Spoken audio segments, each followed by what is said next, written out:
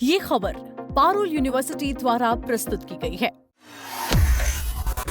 क्या आधी रात को एक बड़े राजनीतिक नेता के घर पुलिस का ताला तोड़कर घुसना सामान्य कार्रवाई है?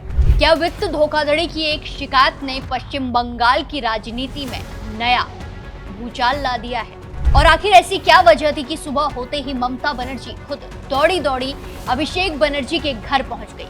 ये सब सवाल इसीलिए हैं क्योंकि पश्चिम बंगाल विधानसभा चुनाव में हार के बाद तृणमूल कांग्रेस के नेताओं की मुसीबतें लगातार बढ़ती जा रही है। टीएमसी सांसद अभिषेक बनर्जी पर तो दोहरी मार पड़ रही है। एक तरफ पार्टी नेताओं में उनके रवैये को लेकर भारी असंतोष है, तो दूसरी तरफ वो पुलिस और जांच एजेंसियों की रडार पर भी है।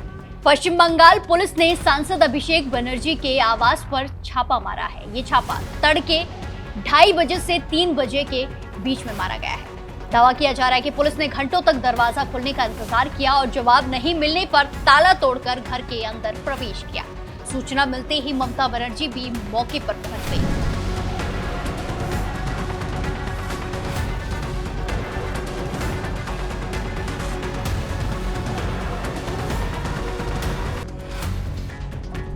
दरअसल तृणमूल कांग्रेस के राष्ट्रीय महासचिव अभिषेक बनर्जी के कोलकाता स्थित कालीघाट आवास पर देर रात पुलिस की बड़ी कार्रवाई देखने को मिली है।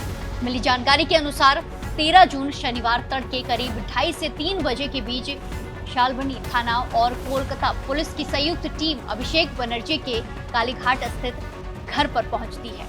बताया जा रहा है कि पुलिस के साथ बड़ी संख्या में सुरक्षा बल भी मौजूद थे और पूरे इलाके की घेराबंदी कर दी गई। रिपोर्ट्स के मुताबिक पुलिस काफी देर तक घर के बाहर मौजूद रही और संपर्क करने की कोशिश करती रही, लेकिन जब कोई भी जवाब नहीं मिला तो पुलिस ने ताला तोड़कर घर में प्रवेश कर लिया और तलाशी अभियान शुरू कर दिया गया।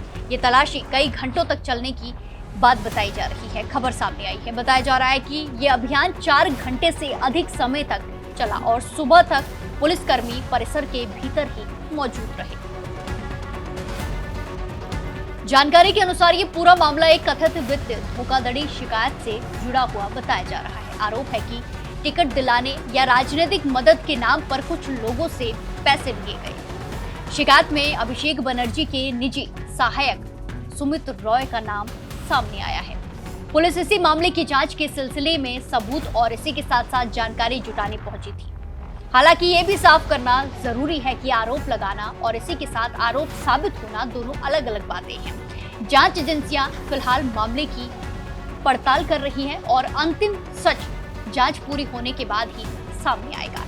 ये घटनाक्रम ऐसे समय में सामने आया है जब अभिषेक बनर्जी पहले से कई सारे कानूनी मामलों और इसी के साथ पूछताछ का सामना कर रहे हैं। हाल ही में कथित फर्जी हस्ताक्षर मामले में उनसे लंबी पूछताछ हुई थी। इसके अलावा अलग अलग मामलों में उन्हें आने वाले दिनों में फिर से जांच एजेंसियों के सामने पेश होना है। उन्हें समन भेजे गए हैं। यही वजह है कि आधी रात हुई ये कार्रवाई राजनीतिक और इसी के साथ कानूनी दोनों नजरिए से बेहद ज्यादा अहम मानी जा रही है। आने वाले कुछ दिन ये तय करेंगे कि जांच किस दिशा में आगे बढ़ रही है और क्या इस मामले में नए खुलासे सामने आते हैं। इस पूरी कार्रवाई के बीच सबसे ज्यादा चर्चा उस समय की हुई है जब सुबह सुबह ममता बनर्जी खुद अभिषेक बनर्जी के आवास पर पहुंच जाती है। ममता बनर्जी के वहां पहुंचने के बाद राजनीतिक हलकों में तरह तरह की चर्चाएं शुरू हो गई। विपक्ष इसे बड़े राजनीतिक घटनाक्रम के रूप में देख रहा है, जबकि तृणमूल कांग्रेस इस कार्रवाई को लेकर सवाल उठा रही है। पार्टी नेताओं का कहना है कि जांच के नाम पर जरूरत से ज्यादा दबाव बनाया जा रहा है। वहीं दूसरी ओर जांच एजेंसियों का कहना है कि वो कानून के तहत अपना काम कर रही है। छापेमारी के बाद अभिषेक बनर्जी ने नाराजगी जताते हुए कहा कि पुलिस ने ताला तोड़कर घर की तलाशी ली है। उनका कहना है कि पूरी कार्रवाई की रिकॉर्डिंग उनके पास मौजूद है और उन्होंने जांच में पूरा सहयोग किया है। उन्होंने ये भी कहा कि अगर किसी एजेंसी को जानकारी चाहिए थी तो वो कानूनी प्रक्रिया के तहत भी ली जा सकती थी। यानी अब मामला सिर्फ जांच तक सीमित नहीं रह गया है, बल्कि कार्रवाई जो एक्शन हुआ है उसके तरीकों को लेकर भी सवाल उठाए जा रहे हैं। एक तरफ अभिषेक बनर्जी के घर पर छापा पड़ा है तो दूसरी तरफ ममता बनर्जी के एक और करीबी सहयोगियों के ठिकाने पर भी छापेमारी देखने को मिली है। नगर पालिका भर्ती घोटाले में टीएमसी विधायक मदन मिश्रा पर ईडी ने शिकंजा कसना शुरू कर दिया है। ईडी ने नगर पालिका भर्ती घोटाले की जांच के सिलसिले में टीएमसी विधायक और पूर्व मंत्री मदन मिश्रा के 7 ठिकानों पर छापेमारी की है। जांच में अब तक सामने आया है कि मदन मिश्रा ने कथित तौर पर विभिन्न नगर पालिकाओं और इसी के साथ साथ खास कमरहाटी नगर पालिका में अयोग्य उम्मीदवारों की नियुक्ति कराने के बदले बिचौलिए के जरिए नगद और सोने के रूप में रिश्वत दी थी। सूत्रों के मुताबिक मदन का नाम 125 से ज्यादा संदिग्ध और कथित तौर पर अवैध नियुक्तियों से जुड़ा हुआ पाया गया है।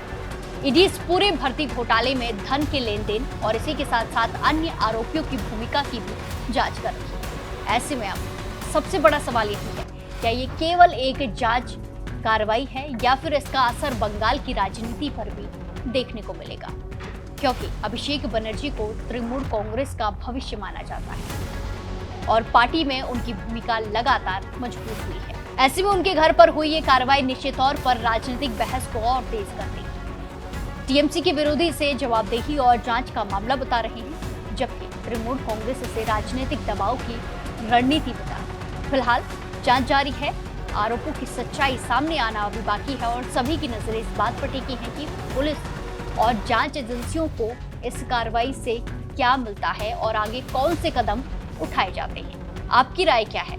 क्या ये सामान्य जांच प्रक्रिया का हिस्सा है या फिर इस कार्रवाई के पीछे कोई बड़ा राजनीतिक संदेश छिपा हुआ है? कमेंट्स में अपनी राय जरूर बताएं और बाकी देश और दुनिया की तमाम बड़ी खबरों के लिए जुड़े रहिए दैनिक जागरण के साथ। नमस्कार।